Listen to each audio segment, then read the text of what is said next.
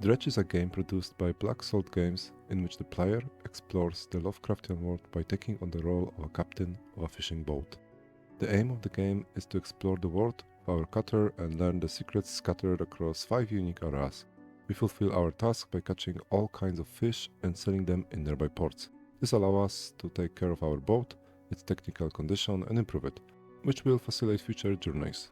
In the meantime, we learn the dark history of the archipelago and its natives. The next hour spent on the gloomy waters of the ocean, interacting with the peculiar inhabitants of the local community, increasingly convince us that something terrifying is lurking in the depths of the ocean. And this is the first strong point of the game. The atmosphere is very dense. We are constantly surrounded by an overwhelming aura of horror. The characters we meet are always hiding behind some disturbing secret, and our hero has to constantly question reality, balancing on the verge of madness. The basic mechanics of the game are sailing out into the open water and fishing for various sea creatures. The game has plenty of them because the journal allows us to get to know well over 100 entities. Even more if we add unique versions of most of the fish. And in the spirit of cosmic horror, not every trophy will be an ordinary catch. As befits a game about fishing, a lot of attention has been paid to the aquatic creatures themselves. Here comes a small detail that really charmed me. Each fish is briefly described, and their grotesque version have additional, often chilling and creepy annotations.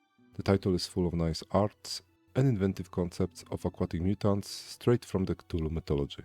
Casting the bait activates a simple minigame, of which there are enough variants to avoid boredom in the final stages of the game. After catching more fish, we can play an alternative version of Tetris. Managing the equipment and the time spent fishing is associated with the risk of nightfall, which can contribute to our madness or even destruction. The game allows us to explore the presented world relatively freely and learn the gameplay at our own pace.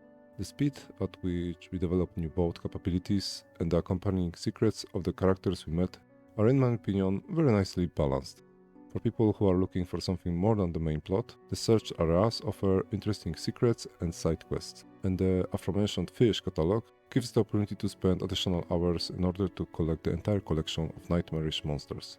Perhaps the most interesting aspect is that despite the constant disturbing environment, the game can be paradoxically relaxing and in a sense calming. If you wish, you can even turn off boat damage in the options.